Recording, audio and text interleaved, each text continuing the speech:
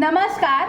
योगिनीज beautiful world या YouTube चॅनलमध्ये आपणा सर्वांचं पुन्हा एकदा मनापासून सहर्ष स्वागत आहे. आज श्री गणेश जयंती आहे.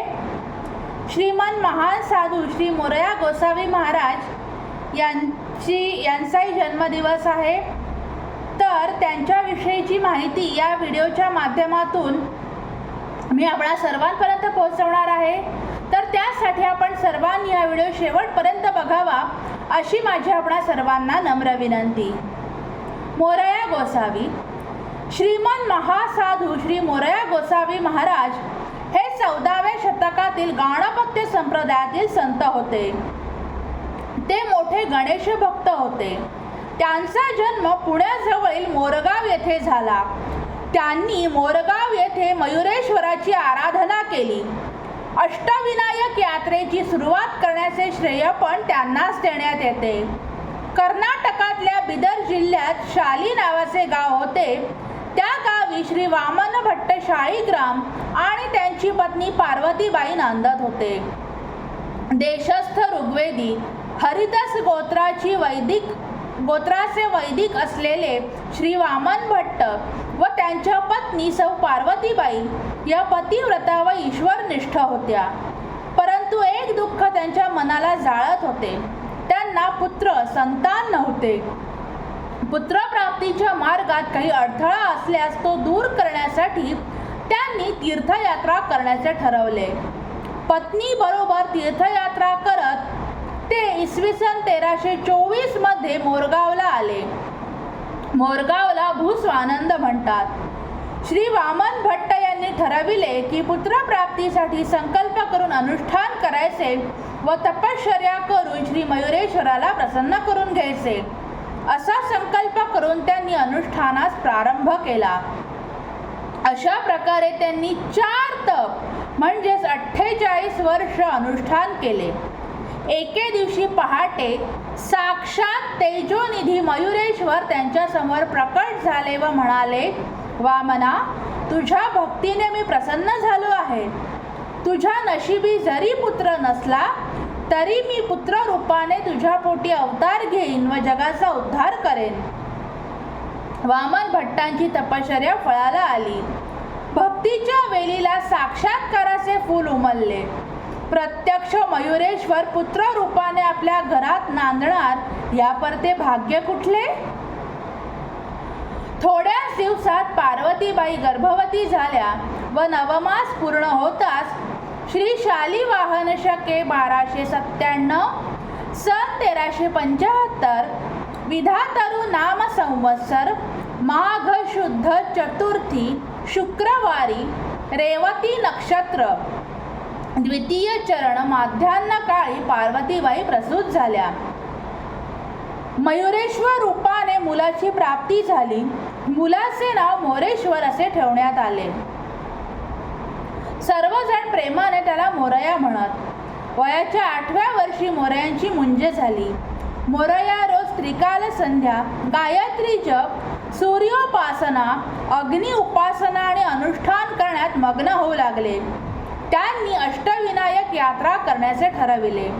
अष्टविनायकातील प्रत्येक क्षेत्री ते अनुष्ठान करीत व त्या गणपतीचे तेज आपल्या हृदयात साठवून ठेवत व पुढे जात. यामागे भविष्यातील एक संकेत होता. गणेश भक्तांना अष्टविनायकांचे दर्शन एकाच ठिकाणी घडावे हा हेतू होता. स्वतः मोरया गोसावी गणपतीचे अवतार होते व पुढील 7 पिढ्यांमध्ये गणेशाचे अंश रूपाने अस्तित्व होते. अष्टविनायक यात्रा पूर्ण होताच श्री मोरयांना श्री सद्गुरू नयनभारती गोसावी यांचे रूपाने सद्गुरू प्राप्ती झाली व त्यांना श्री नयनभारती गोसावी यांनी कफनी, रुद्राक्षाची माळ, कमंडलू दिले व मंत्र उपदेश देत श्री मोरयांना नाथ पंथ संप्रदायाची दीक्षा दिली. मोरया गोसावी बनले. गो म्हणजे इंद्रिये त्यांच्या स्वाधीन झाली. शमदम संपन्न गोसावी अष्टमहासिद्धी प्राप्त करून मोरगावला आले.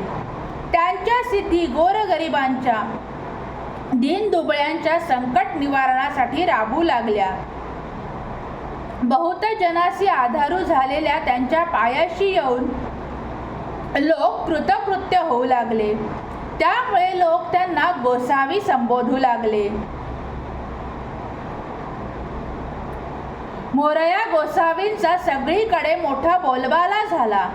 पण या जनाची उपाधी वाढली. ध्यानधारणेला वेळ मिळेना. एक दिवस अचानक मोरगाव सोडून मोरया गोसावी चिंचवड जवळच्या किवजाईच्या जंगलात आले. त्याच वेळी श्री मयुरेश्वराने दृष्टांत दिला की तू आता पवना नदीच्या तीरावर असलेल्या चिंचवड गावी जाऊन राहा आणि दर महिन्याच्या विनायकी चतुर्थीस मोरगाव वारीस येत जा. नंतर त्यांनी ताथवडे येथील केजूबाई मंदिर येथे वास्तव्य केले. एकांतात ध्यानधारणा करू लागले. पण नियती काही वेगळीच होती. चिंचवडकरांनी त्यांना गावात आणले. आजचा वाडा आहे त्या ठिकाणी त्यांना झोपडी बांधून दिली. त्यात राहून मोरया गोसावी सेवा करू लागले. प्रत्येक महिन्याच्या प्रतिपदेला ते चिंचवड सोडत व मजल दर मजल करत मोरगावला जात. चतुर्थीला मोरयाची पूजा करत पंचमीला पारणे करून चिंचवडला परत येत. मयुरेश्वराच्या आज्ञेप्रमाणे श्री मोरया गोसावी महाराज चिंचवड ते मोरगाव वारी करू लागले. श्री मयुरेश्वराच्या आज्ञेप्रमाणे श्री मोरयांनी गृहस्थाश्रमाचा स्वीकार केला व वयाच्या 96व्या वर्षी विवाहबद्ध झाले. त्यांच्या पत्नीचे नाव उमा असे ठेवण्यात आले. पुढे श्री थेऊरच्या चिंतामणीने आशीर्वाद दिल्याप्रमाणे श्री मोरयांच्या 104व्या वर्षी श्री मोरया व उमामातांच्या पोटी श्री चिंतामणीने जन्म घेतला. श्रीमन महासाधू श्री मोरया गोसावी महाराज वयाच्या 117व्या वर्षापर्यंत मयुरेश्वराची आराधना करत न चुकता मोरगावची वारी करत होते. पण वयोवृद्ध झाल्या कारणाने एकदा त्यांना वारीला जाताना मोरगावास पोहोचायला उशीर झाला. मंदिराचे दार पुजाऱ्यांनी बंद केले होते. श्री मोरया तिथेच असलेल्या तरटीच्या झाडाखाली बसून व्याकुळ होऊन मयुरेश्वराचा धावा करू लागले. त्यांच्या डोळ्यातून अश्रू वाहू लागले. तुझे भेटीची बहु आस रे मोरया, देखिता बहुत झाले दिवस रे मोरया. हा धावा मयुरेश्वरांनी ऐकला व पालनहार श्री मयुरेश्वर मोरयांच्या समोर प्रकट झाले व मोरयांना म्हणाले, अरे मोरया, कशासाठी एवढा अट्टहास करतोस? आपल्यातले द्वैत अद्वैत संपले आहे. आपल्या दोघांमध्ये कोणताच भेद उरला नाही.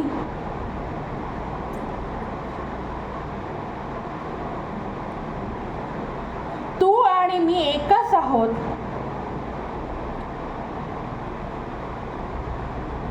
असे म्हणून श्री मयुरेश्वराने त्यांना सांगितले, तू आता वृद्ध झालास. तुला आता मोरगावास येण्याची गरज नाही.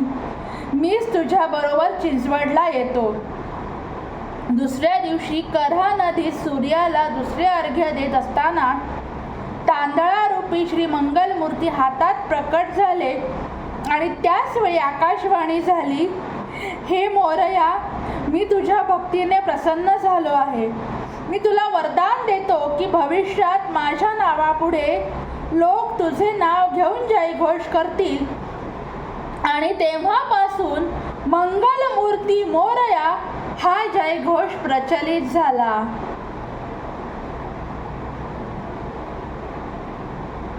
हळूहळू चिंचवडचा पसारा वाढला. अन्नदानाला मोरया महाराज फार महत्त्व देत.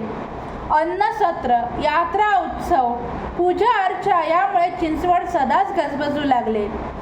श्री मोरया गोसावी महाराज यांना जनसंपर्कामुळे साधनेत व्यत्यय येत होता.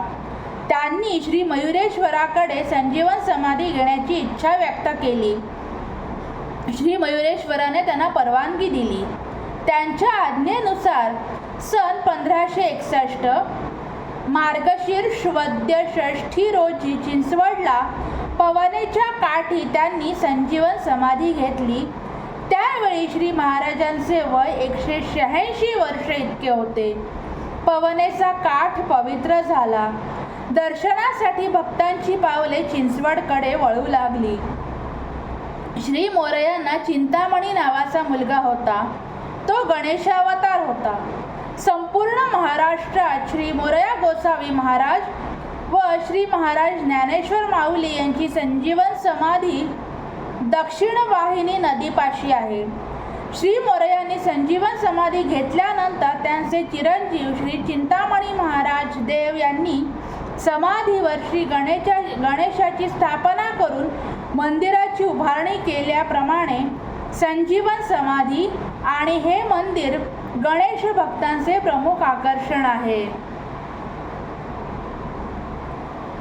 तर व्हिडिओ आवडल्यास व्हिडिओला लाईक करा, कमेंट बॉक्समध्ये कमेंट करा, जास्तीत जास्त शेअर करा.